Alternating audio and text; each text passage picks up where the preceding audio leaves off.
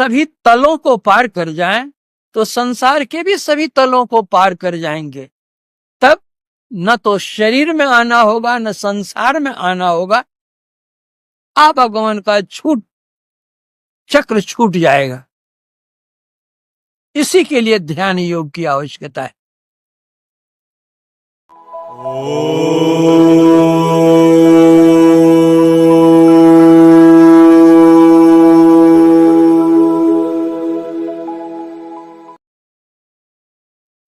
एक संत हुए रघुनाथ दास जी, उन्होंने कहा यह शरीर क्या है? यह शरीर सागर अवगाहा, यही कर नहीं कोई पावत था। अंतर उलट निरेख है जोई, आवागमन मिटावे सोई। संत कबीर साहब ने कहा, कबीर काया समुद्र है, अंत न पावे कोई। मृतक होई के जोर है, माणिक लावे सोई। किसी ने संत कबीर साहब से पूछ दिया कि आप तो कभी मदरसा गए नहीं पढ़ने के लिए, स्कूल कॉलेज यूनिवर्सिटी कभी गए ही नहीं, और आप इतने बड़े विद्वान कैसे हो गए? तो कबीर साहब ने उत्तर दिया, मैं मरजीवा समुद्र का डुबकी मारी एक, मुट्ठी लाया ज्ञान की जामे वस्तु अनेक। डुबकी मारी समुद्र में, निकसा जाए आकाश, गगन मंडल में घर किया, हीरा पाया दास। कैसी बात? डुबकी मारी समुद्र में और निकसा जाए आकाश। समुद्र में कोई डुबकी मारेगा तो पाताल चला जाएगा और रसातल को जाएगा, लेकिन इनकी डुबकी कैसी है कि समुद्र में डुबकी मारते हैं और आकाश में निकलते हैं। वह कौन सी डुबकी है?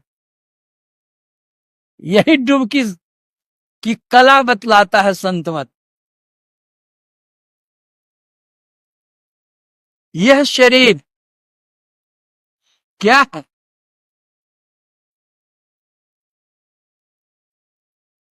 बृहदारण्योपनिषद में लिखा है, उल्टा वृक्ष है।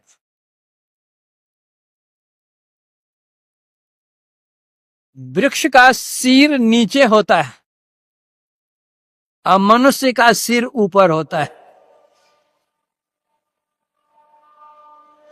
वृक्ष नीचे से भोजन लेता है और मनुष्य ऊपर से भोजन लेता है। वृक्ष के ऊपर भाग में छिलका होता है, उसके नीचे भाग में उसका गुद्दा होता है, उसके नीचे में लकड़ी होती है। मनुष्य शरीर के ऊपरी भाग में चमड़ा होता है, उसके नीचे भाग में मांस होता है, उसके नीचे भाग में हड्डी होती है।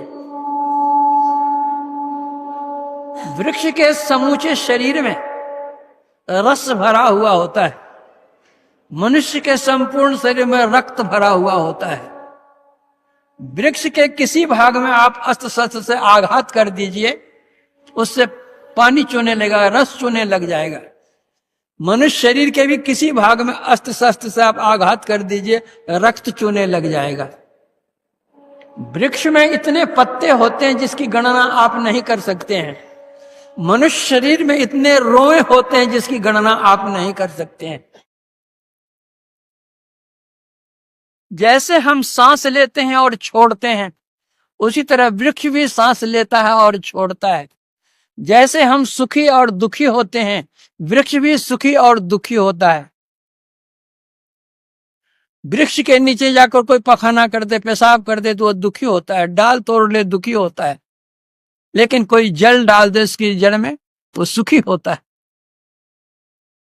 हमको भी कोई कटु वचन कहता है तो दुखी हम होते हैं, आदर सत्कार करता है, खिलाता पिलाता तो हम भी सुखी होते हैं।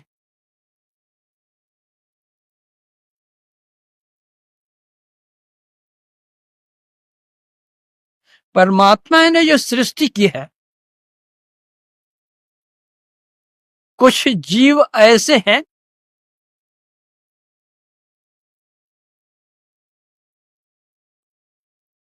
जो ऊर्ध्वमुखी होते हैं, कोई मध्यमुखी होते हैं और कोई अधोमुखी होते हैं। जो वृक्ष है वह अधोमुखी है, वह नीचे से भोजन लेता है। और जो पशु पक्षी हैं वे मध्यमुखी हैं, आमने सामने से इस तरह भोजन लेते हैं। और जो मनुष्य है वह ऊपर से भोजन लेता है, वह ऊर्ध्वमुखी है। इसलिए ऊर्ध्वमुखी होने की कला या ऊर्ध्वमुखी होने का काम मनुष्य से ही हो सकता है, दूसरे शरीर से नहीं हो सकता है। अभी हम लोग बहिर्मुखी हैं, बहिर्मुखी से अंतर्मुखी कैसे होंगे यह संत मत बतलाता है। हमारी 10 इंद्रियां हैं, ये 10 इंद्रियां विषयों में जाती हैं। जब तक हमारी इंद्रियां बहिर्मुखी रहेंगी, 10 इंद्रियों के घाट खुले रहेंगे, तब जो हमारे कर्म होंगे वह 10 मुख रावण का काम होगा। इन 10 इंद्रियों की धाराओं को समेटकर इस शरीर रूपी रथ पर जब हम अवस्थित हो जाएंगे, इसके केंद्र में केंद्रित कर सकेंगे अपने को, तब हम दशरथ बन जाएंगे। और जब दशरथ हम बन जाएंगे तो हमारे घर में राम का जन्म होना तो स्वाभाविक ही है। राम का जन्म होगा कहां, दशरथ जी के यहां होना ही है। इन 10 इंद्रियों की धाराओं को हम कैसे समेटेंगे केंद्र में, यह क्रिया संत मत बतलाता है। और जब सिमटाव होगा तभी इसकी ऊर्ध्व गति होगी। जब तक सिमटाव नहीं होगा ऊर्ध्व गति नहीं होगी। रामचरित मानस में इसका एक बहुत सुंदर रूपक दिया गया है। लोग इसको कथा रूप में समझते हैं, लेकिन यह रूपक है। क्या है? मर्यादा पुरुषोत्तम भगवान श्री राम के अंग संग साथ छाया की तरह रहने वाले लक्ष्मण जी थे। लंकापुरी में युद्ध होता है, रावण का युद्ध होता है, मेघनाद लक्ष्मण का युद्ध होता है।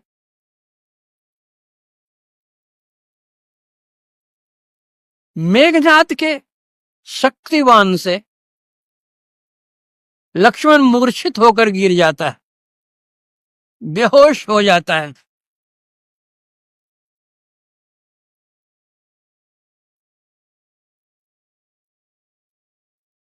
भगवान राम निकट में हैं, लेकिन लक्ष्मण को इसकी सुधि नहीं है कि राम हमारे निकट है। राम बेचारे भी दुखी हैं अपने भाई की उस अवस्था को देखकर, और कहते हैं जो जनतो बन बंद बिछो पिता बचन मन तो नहीं। वो विलाप करते हैं, दुखी होते हैं, वे रोते हैं। लेकिन रोने धोने से क्या हुआ, कुछ उपाय करना होगा। क्या उपाय किया गया? लंका से सुखेन नाम के वैद्य को बुलाया गया। वैद्य ने लक्ष्मण जी को देखा, उनके शरीर में बाण लगे हुए थे, जहां तक पड़े हुए हैं बेहोश।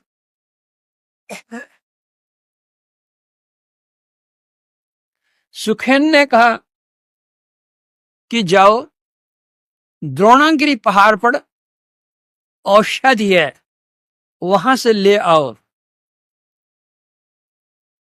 और मेघनाथ का जो वह बाण था, इतना तेज बाण था वह, इतनी जलन हो रही थी लक्ष्मण जी के शरीर में, जिससे वे बेचारे बेहोश हो गए थे। और कहीं सूर्योदय हो जाए तो और गर्मी बढ़ जाएगी, लक्ष्मण का प्राणांत हो जाएगा। इसलिए सूर्योदय के पहले ही अगर जड़ी आ जाए, उसका व्यवहार किया जाए, तो लक्ष्मण जी जीवित हो जाएंगे। अब द्रोणागिरी से कौन लाता है? तो जो काम कोई नहीं कर सकता है, वो काम हनुमान जी कर सकते हैं। हनुमान जी को भेजा गया, हनुमान जी गए और जड़ी की पहचान उन्होंने बतला दी थी। और सबसे बहुमूल्य जड़ी उसमें संजीवनी थी, का उसके नीचे वो प्रकाश होता होगा। रावण को यह बात मालूम हुई। रावण अपना आदमी भेज करके जितने वहां जंगल पहाड़ थे, सबके नीचे प्रकाश कर दिया। अब हनुमान जी को कठिनाई हो गई कि कौन सी संजीवनी बूटी और कौन सी अरी बूटी, कौन सी क्या बूटी है। तो हनुमान जी पहाड़े उठाकर लेकर वहां से चल दिए कि अपना पहचान कर लेना कौन है नहीं है। आ गए पहाड़ लेकर के हनुमान जी। सुखेन वैद्य उससे 4 प्रकार की जड़ियां निकालते हैं। एक जड़ी का नाम था विशल्य करनी, दूसरी जड़ी का नाम था अस्थि संचारिणी, तीसरी जड़ी का नाम था सुवर्ण करणी, और चौथी जड़ी का नाम था संजीवनी। पहली जड़ी जैसे सुंघाई गई लक्ष्मण जी को, उनके शरीर में जितने शल्य लगे और तीर घुसे हुए थे, सब तीर सब झड़ गए, भाले झड़ गए, जितने अस्त्र शस्त्र लगे हुए थे सब झड़ गए। विशल्य करनी। उसके बाद जब दूसरी जड़ी सुंघाई गई उनको, वह जड़ी का काम था अस्थि संचारण करने का। हड्डियां जो टूट गई थी, ये सारी हड्डियां आकर के जुड़ गई, मिलकर एक हो गई, अस्थि संचारिणी। तीसरी जड़ी सुंघाई गई उनको सुवर्ण करणी। अस्त्र शस्त्र तो निकल गए, हड्डियां जुड़ गईं, लेकिन शरीर पर घाव का दाग तो रह ही गया। जब सुवर्ण करणी जड़ी उनको सुंघाई गई, तो जितने दाग थे सबके सब दाग मिट गए, और जैसे गौर वर्ण के लक्ष्मण जी थे, सोने के समान चमकता था उनका शरीर, वैसे शरीर चमकने लग गया। सुवर्ण करणी। सब कुछ तो हो गया, लेकिन अभी तक प्राण आया ही नहीं है। तब जब उनको संजीवनी बूटी सुंघाते हैं, तो लक्ष्मण जी की प्राण आ जाता है, होश आ जाता है, और देखते हैं भगवान है, और सब कुछ वो देखने लग जाते हैं। यह एक रूपक है, वास्तविकता क्या है?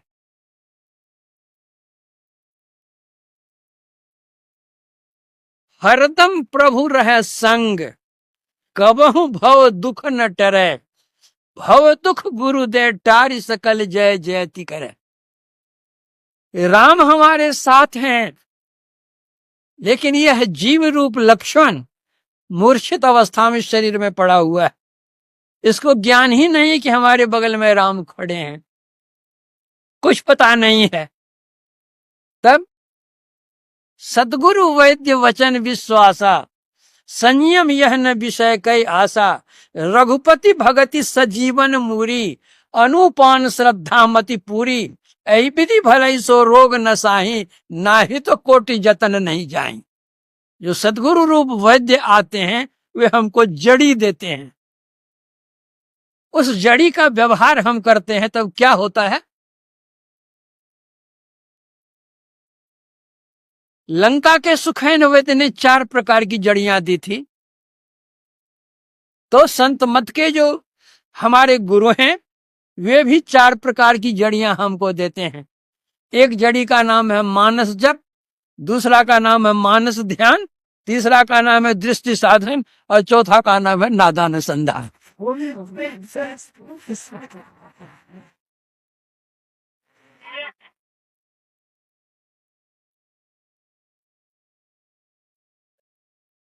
पहली जड़ी सुहाने से क्या हुआ?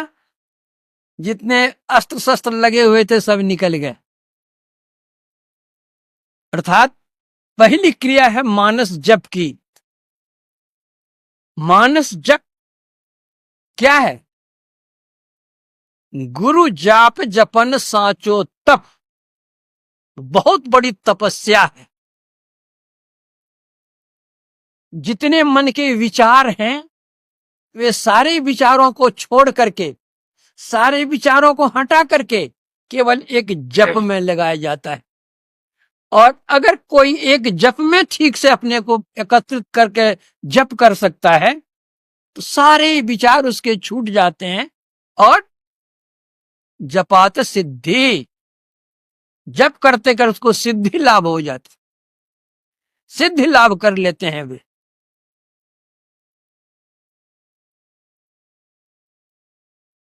यह आरंभिक साधना है।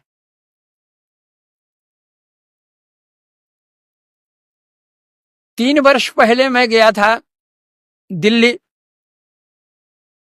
कुछ लोगों ने मुझसे दीक्षा ली थी।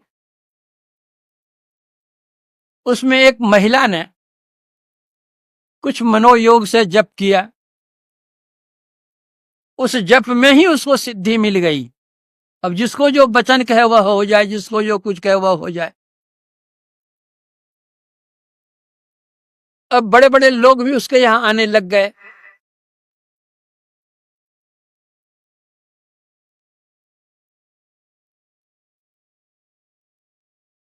जैसे जैसे लोगों की वृद्धि हुई इसके मन में और कुछ अहंकार भी बढ़ता गया, उतने लोगों से पूजा होने लग गई। दूसरे साल मैं गया दिल्ली तो उसके पति ने आकर मुझसे कहा, करती है, आशीर्वाद देती है, सब कुछ करती है, बोलती चालती बहुत कुछ है, बहुत लोग इकट्ठे होते हैं।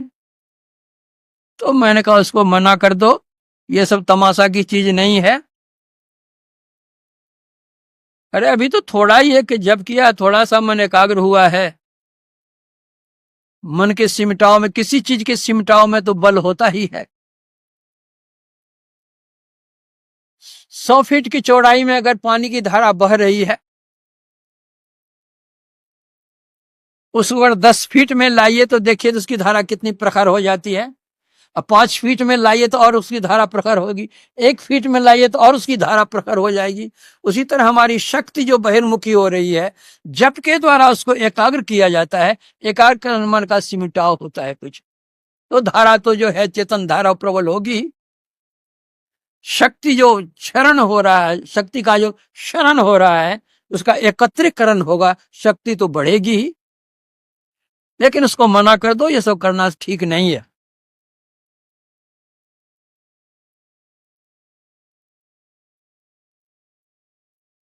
लेकिन उसने माना नहीं, जैसा मन उसका वो करती ही रह गई। पर गत वर्ष भी मैं गया था तो हमारे एक सत्संगी थे बेचारे, रामेश्वर कुमार आर्य प्रोफेसर, उनका लड़का आनंद यहीं कहीं बैठा होगा, ये इंजीनियर है, ये हमारा बच्चे के समान है। यह भी गया था उसके पास में। तो ये तो सत्संगी का लड़का, बैठो बैठो, सत्संगी का यह लड़का है, बहुत श्रद्धालु भक्त है। और ऐसा है कि इसका ऑपरेशन हुआ था, बहुत बड़े डॉक्टर ने ऑपरेशन किया था, लेकिन घाव छूट ही नहीं रहता, पस बराबर जाते जाते महीना 2 महीना 4 महीना 6 महीना साल बीत गए, पस जाना बंद नहीं हुआ। फिर दूसरी बार ऑपरेशन हुआ, फिर भी पस जाना नहीं हुआ, फिर साल 2 साल बीत गए। तीसरी बार फिर ऑपरेशन हार्ट का ही हुआ, फिर पस जाना बंद नहीं हुआ। इनकी माता बड़ी दुखी हुई, उसने मुझको पत्र लिखा कि डॉक्टर कहते हैं अब ये ऑपरेशन होगा वो खतरे से खाली नहीं है, तो आप मुझे गुरु महाराज से आशीर्वाद दिला दीजिए हमारा बच्चा ठीक हो जाए। तो संजोग की बात, चिट्ठी डाकिया लेकर के आया हुआ था, गुरु महाराज बैठे हुए थे, उनके निकट नीचे में मैं बैठा हुआ था, गुरु महाराज ऊपर बैठे हुए थे कुर्सी पर। डाकिया ने पत्र दिया, तो गुरु महाराज पूछते हैं कहां से पत्र आया है? तो मैंने कहा जो मथुरा से पत्र आया हुआ है। किसने लिखा है? तो मैंने कहा प्रोफेसर आरजी की पत्नी ने लिखा है। गुरु महाराज पूछते हैं क्या लिखा है? तो गुरु महाराज के सामने भाई पत्र फाड़ता हूं, मैं पढ़ता हूं, पढ़ करके सुनाता हूं कि वो जोरे से आशीर्वाद मांग रही है, बेचारी रो रही है, दुखी है बहुत। गुरु महाराज भी मौज में थे, उन्होंने कहा लिख दीजिए आशीर्वाद।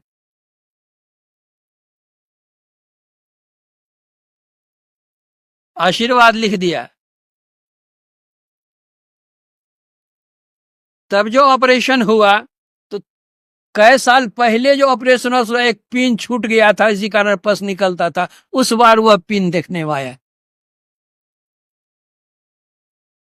उसके बाद से यह स्वस्थ है लड़का।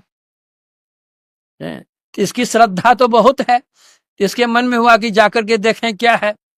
जाता है वहां पर, तो अपने को बतलाती थी वह कि हम अंतर्जामी है, सब कुछ हम जानते हैं, लेकिन जो भी पूंजी थी वो तो समाप्त हो गई कई साल में ही, अब पूंजी तो रही नहीं। तो इसको वो कहती है कि तुम सत्संगी का लड़का है तो अभी तक दीक्षा क्यों नहीं लिया है? इसका हम तो दीक्षा तो ले चुके हैं, कितने दिन हमको दीक्षा लिए हो गए। उसकी अंतर्जामिता तो उसी में समझ गया। तो कहता तुमको भजन में मन नहीं लगता है? कहा हाँ भजन में तो मन नहीं लगता है। तो क्यों नहीं लगता है भजन में मन?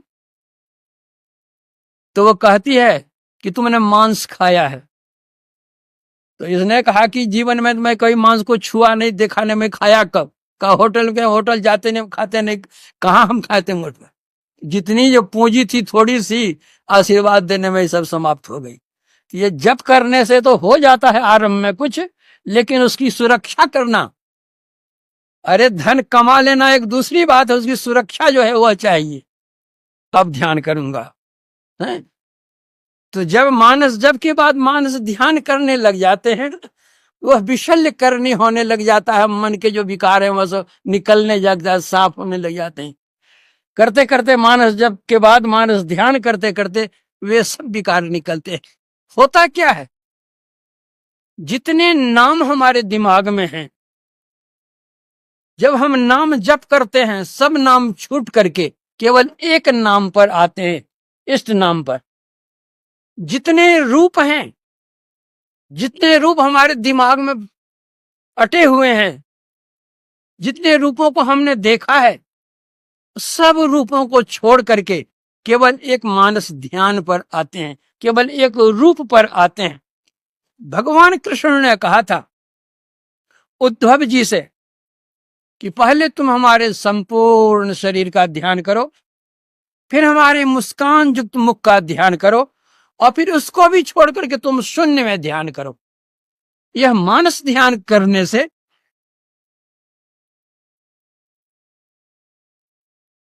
अस्थि संचारणी मन का सिमटाव होता है।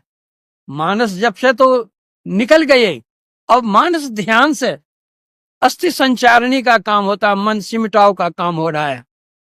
लेकिन पूर्ण सिमटाव इसमें भी नहीं होता। पूर्ण सिमटाव के लिए दृष्टि योग की क्रिया करनी पड़ती है, दृष्टि की धारों को मिलाकर के एक करना पड़ता है।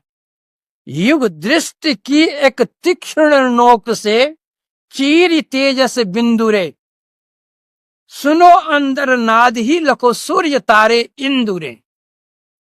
जब कोई दृष्टि साधन की क्रिया करते हैं, अभी आप लोग सुन रहे थे जो पाठ हो रहा था, जिसका नाम एकलव्य था, आचार्य द्रोण के पास गया था धनुर्विद्या सीखने के लिए, लेकिन आचार्य द्रोण ने धनुर्विद्या नहीं सिखलाई। उन्होंने कहा कि मैं राजपुत्रों को सिखलाता हूं। वहां से निराश होकर के लौट आया बेचारा। कोलभील आदिवासी तो जंगल किनारे रहते ही, जंगल में रहते ही हैं। आ गया बेचारा लौट करके, लेकिन हतोत्साह नहीं हुआ। उसने आचार्य द्रोण की मूर्ति का गठन किया और उसी मूर्ति का वह ध्यान करने लगा। ध्यान करते करते जैसे जैसे उसको संकेत मिलता गया, उस तरह से वो अभ्यास करने लग गया और अभ्यास करते करते इतना कुशल हो गया कि अर्जुन से भी वह आगे हो गया। आचार्य द्रोण ने अर्जुन से कहा था कि सबसे आगे मैं तुमको बढ़ा दूंगा, लेकिन अर्जुन से भी वह आगे बढ़ गया। ठीक से बैठिए, तुम सुनते क्या? इन लोगों के बीच में बैठिए।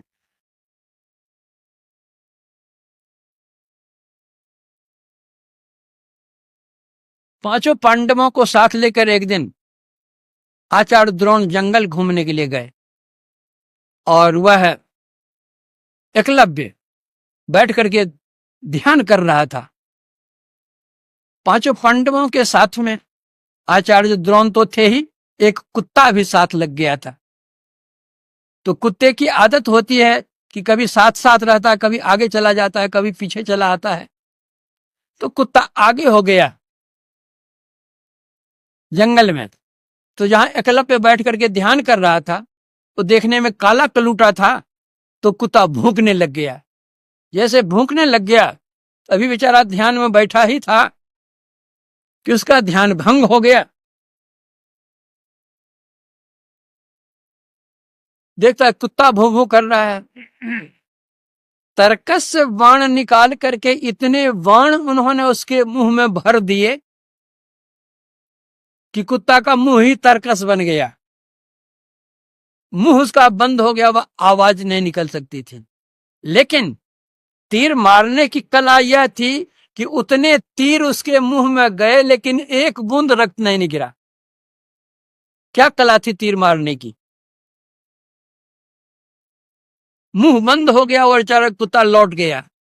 लौटता है तो देखता है, देखते तो सब हैं, लेकिन अर्जुन देखते हैं तो अवाक हो जाते हैं और आचार्य द्रोण से पूछते हैं कि गुरुदेव, आपने तो कहा था कि सबसे धनुर्विद्या में आप मुझे आगे बढ़ाएंगे, और मुझसे भी बढ़ा हुआ ये कौन है जिसने इस तरह तीर कुत्ते के मुंह में डाला और एक बूंद कहीं खून निकला हुआ नहीं है?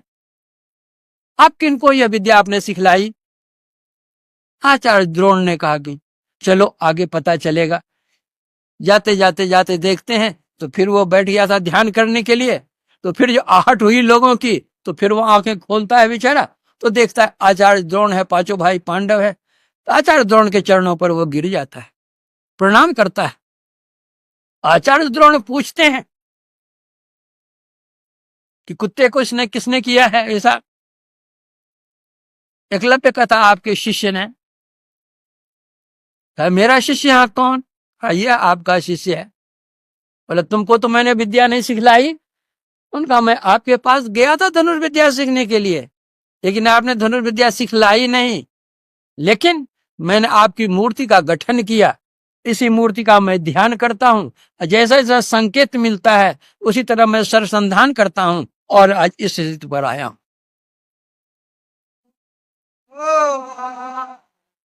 वह गुरु नानक देव जी महाराज कहते हैं, गुरु की मूर्त हृदय बसाए, जो इच्छा सो ही फल पाए।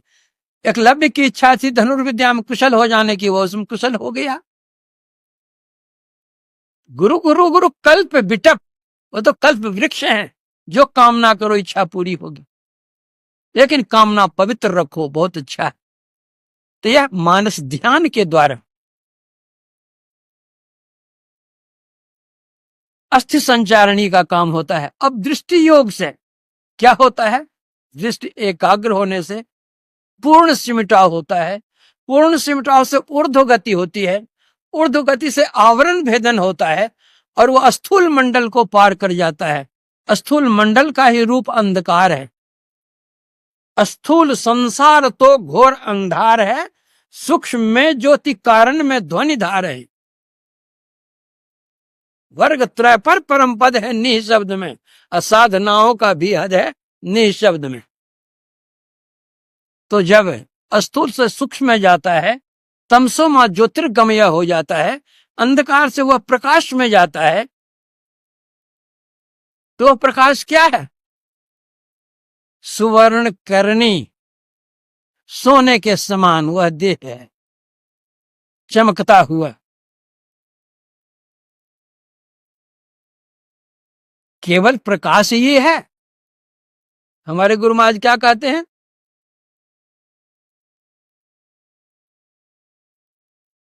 छट छट छट छट बिजली चमके, भोर का तार दिखाता है, चंदा उगत उदय हो रविहु, धूर शब्द मिल जाता है। जब कोई साधक साधना करते हैं, नीली पीली लाल सफेदी स्याही सन्मुख आता है, तब छट छट छट छट बिजली चमके, भोर का तार दिखाता है। हम लोगों का शरीर यह 5 तत्वों से बना हुआ है। 5 तत्व, मिट्टी, जल, अग्नि, वायु और आकाश। इन 5 तत्वों के 5 रंग सामने में आते हैं साधक के। कभी पीला रंग आता है, वह पीला रंग पृथ्वी का रंग है। लाल रंग आता है, वह जल का रंग है। अग्नि का रंग काला है, वह काला रंग कभी आता है। आंख बंद करने पर तो काला सबको दिखता है, लेकिन काला में भी भिन्नता है, और भिन्न रंग के काले हैं, कई तरह के काले हैं।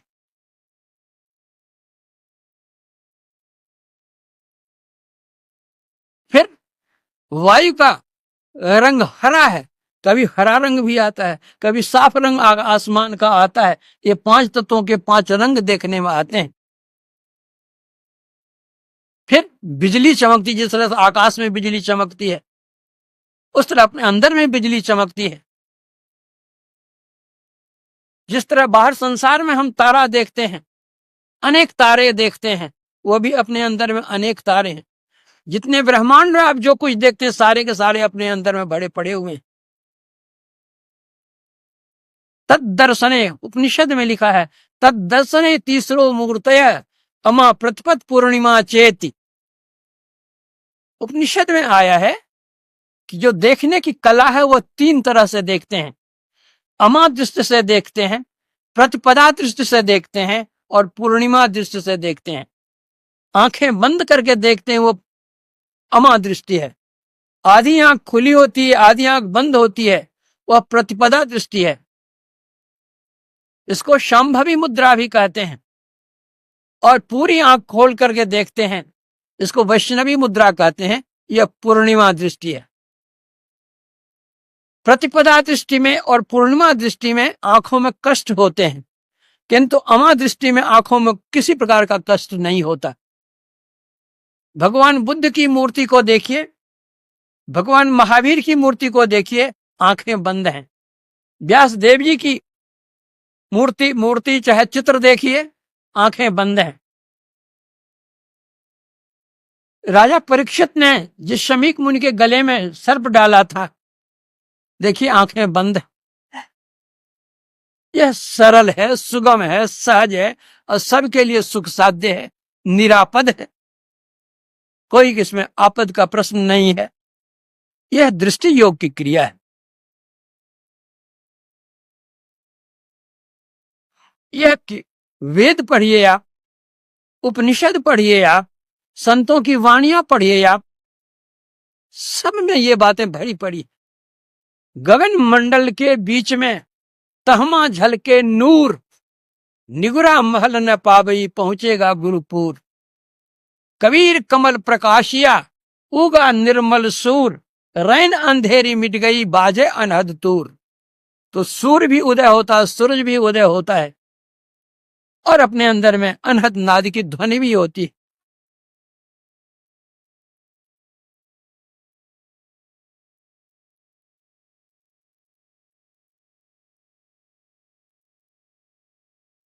गुरु नानक देव जी महाराज कहते हैं, रवि शशि लऊ के इहुतन किंगुरी, बाजे शब्द निरारी।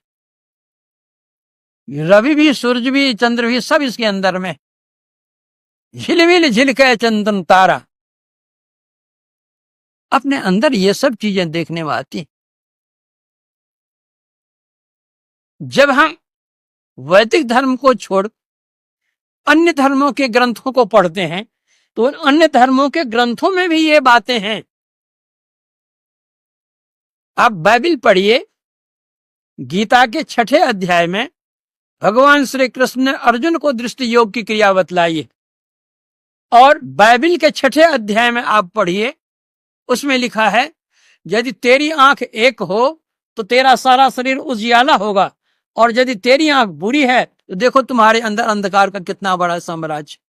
सकेत फाटक से प्रवेश करो, क्योंकि चौड़ा है वह मार्ग जो मृत्यु को पहुंचाता है, और संकीर्ण है वह मार्ग जो जीवन को पहुंचाता है। वह संकीर्ण मार्ग है, सुख मन की झीना नाल से अमृत की धारा बह रही, वह महीन रास्ता। कितना महीन है।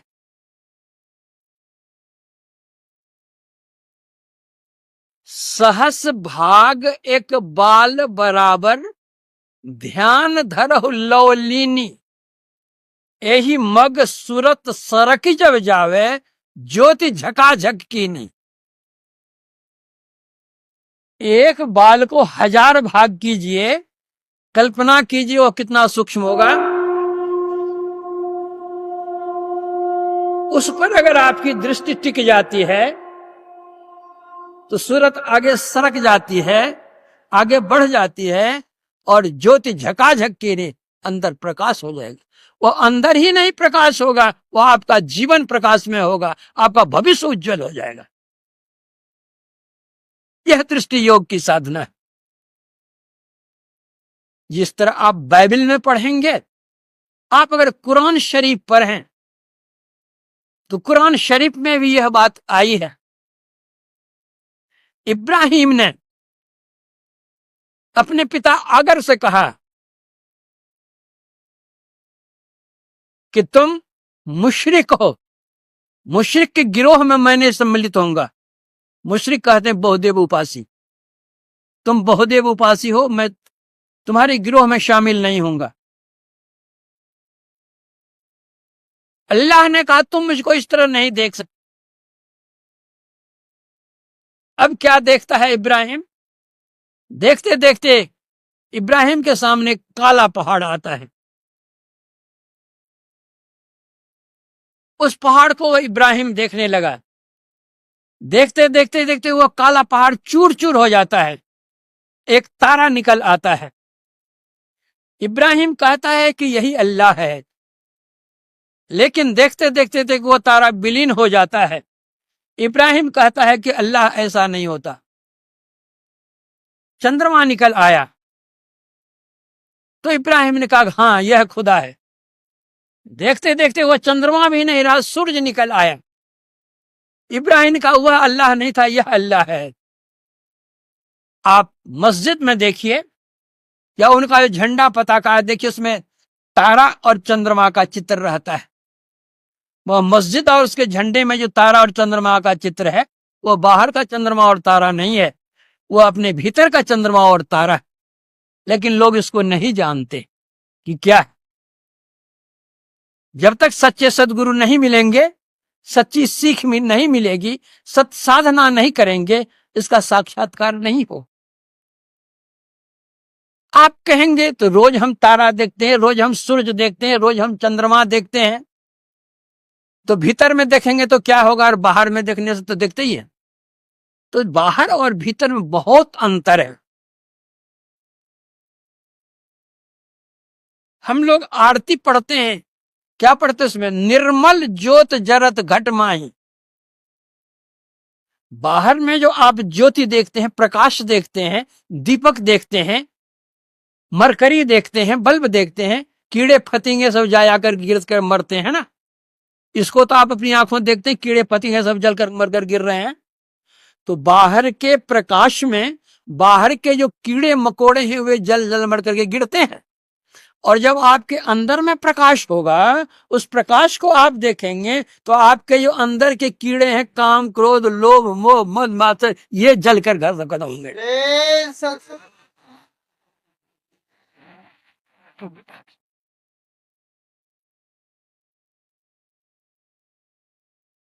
उपनिषद में लिखा है, मैत्रेय उपनिषद में, हृदयाकाशे चिदादित्य सदा भासति भासति नास्तमेति न चोदेति कथम संध्यामुपास्महे। एक ब्राह्मण देवता थे, वे अन्य ब्राह्मणों की तरह पूजा पाठ नहीं करते थे, वो बैठ करके ध्यान ही करते थे। तो उनकी पत्नी जब जाती थी अड़ोसिन पड़ोसिन से भेंट करने, सखी सहेली से, उसके साथ अड़ोसिन पड़ोसिन कहती तुम्हारा पति ब्राह्मण नहीं, वो तो शूद्र है। हम लोगों के पति देखो समय पर पूजा पाठ गायत्री जप तप पूजा अक्षत ये सब करते हैं, तुम्हारे पति तो कुछ करते नहीं, चुपचाप बैठे रहते हैं। तो वो आकर अपने पति से कहती कि पड़ोसिन हमारी सखी सहेली इस तरह कहती हैं, आप कुछ करते नहीं है, अभी पूजा पाठ कुछ कीजिए। तो मुस्कुरा देते बेचारे, कुछ बोलते नहीं। लेकिन बारंबार बारंबार कई बार जो उनकी पत्नी ने कहा, तो उसने कहा देवी तू नहीं जानती है मैं क्या करता हूं। अरे संध्या किसको कहते हैं? संधि शब्द से संध्या शब्द बना है। वैदिक धर्म में त्रिकाल संध्या है। इस्लाम धर्म में पंचवक्ती नमाज अदा करते हैं वे लोग। तो त्रिकाल संध्या क्या है? संधि से संध्या। रात का अंत होता है और दिन का आरंभ होता है, वह संधि काल एक संध्या है। दिन का अंत होता है, रात का आरंभ होता है, वह एक दूसरी संध्या है। पूर्वाह्न का अंत होता है और अपराह्न का आरंभ होता है, यह एक संध्या है। ये तीन संध्या है।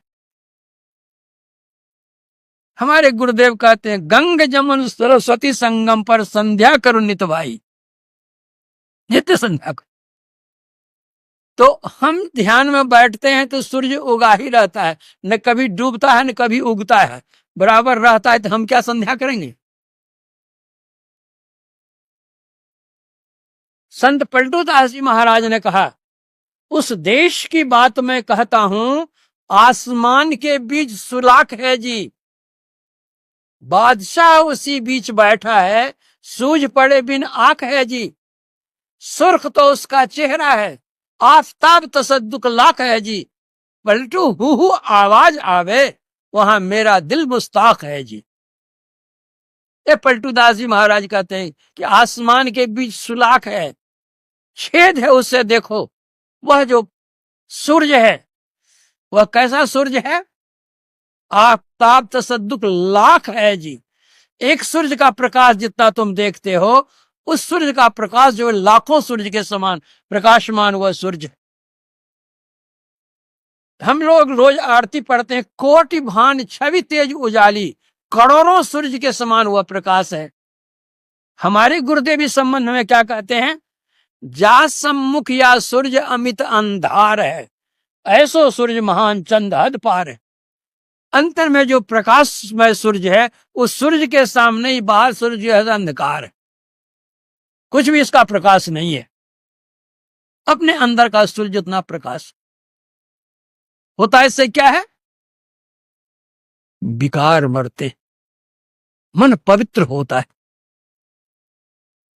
बादशाह सिकंदर थे, उनके अस्तबल में एक घोड़ा बंधा हुआ था, बहुत मजबूत घोड़ा, तगड़ा। उस घोड़े पर कोई नहीं चढ़ता था। सिकंदर एक दिन निकला, देखा अस्तबल में घोड़ा बड़ा मजबूत सुंदर बंधा हुआ है, जो साइस था उससे पूछा कि इस घोड़े पर कौन चढ़ता है? साइस ने कहा इस घोड़े पर कोई नहीं चढ़ता है। कहा क्यों नहीं चढ़ता है? कहा जो कोई चढ़ता है उछाल देता है और गिर जाता है, किसी की हड्डी टूटती है, किसी कपाट फूटता है, किसी कुछ होता है, इसलिए कोई इस घोड़े पर चढ़ते नहीं है। सिकंदर ने उस घोड़े को अच्छी तरह देखा भाला, समझा बुझा और कहा कल सूर्योदय के समय इस घोड़े को कसकर मेरे सामने लाना। सूर्योदय हुआ, घोड़ा कसकर के सामने लाया सिकंदर के। सिकंदर परख गया घोड़े की गति को। सिकंदर अपनी छाया को देख, घोड़ा अपनी छाया को देख करके भड़कता था। तो सूर्योदय जैसे हुआ, घोड़े को पूरब मुंह कर दिया, छाया उसकी पश्चिम चली गई, घोड़ा अब छाया नहीं देख रहा है। दौड़ाते दौड़ाते पूरब खूब दूर तक ले गया। चलते चलते चलते घोड़ा थक गया, बेचारा पसीना पसीना हो गया। कभी चला तो था नहीं, दौड़ा था नहीं, दौड़ाया खूब सिकंदर ने, थक गया। वहां घोड़े को बांध दिया, उसको भी खाने के लिए दिया, अपने भी खाया पिया, आराम किया। जब सूर्य पश्चिम की ओर हुआ तो फिर घोड़े को मुड़ाया, फिर उसकी छाया चली गई पश्चिम की ओर से पूरब की ओर। पश्चिम मुंह घोड़ा दौड़ा, छाया दिखती नहीं है, घोड़ा शांत हो गया।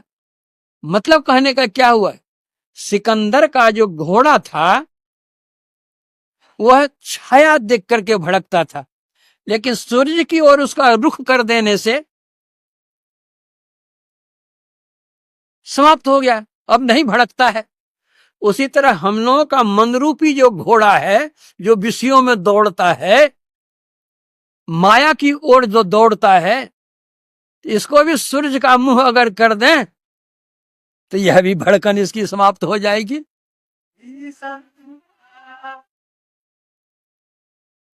सिकंदर का घोड़ा तो छाया देख करके भड़कता था और हम लोगों का मन घोड़ा माया देख करके भड़कता है। इसलिए अपने अंदर के सूर्य की चर्चा रामचरितमानस के उत्तरकांड में आया है।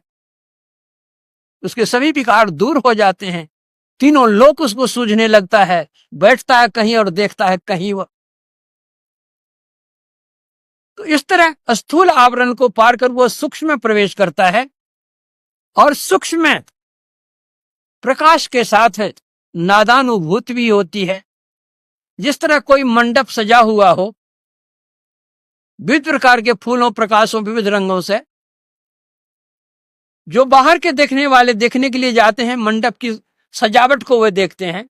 उसी मंडप पर जब नृत्य गान होने लग जाता है तब जो वहां का दृश्य है वह गौण पड़ जाता है और नृत्य गान में उसका मन लग जाता है।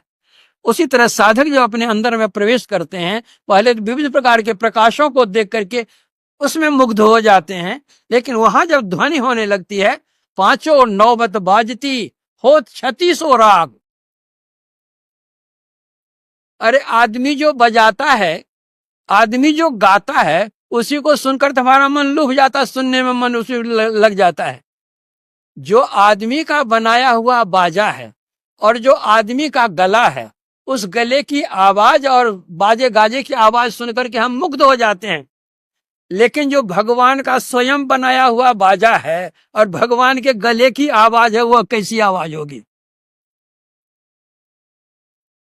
तब हमारा मन कैसा लगेगा? तो यह प्रकाश गौण पड़ जाता है, शब्द की प्रमुखता होती है और वहां शब्द भी पहले विविध प्रकार के होते हैं। हमारे गुरुदेव कहते हैं बजती हैं 5 नौबतें, सुनी एक एक को, प्रति एक पे चढ़ जाए के निज ना खोजना। 5 नौबतें बजती हैं अपने अंदर में। स्थूल सूक्ष्म की संधि है, सूक्ष्म कारण की संधि है, कारण महाकारण की संधि है, महाकारण से केवल की संधि है, केवल परमात्मा की संधि है। ये 5 नौबतें।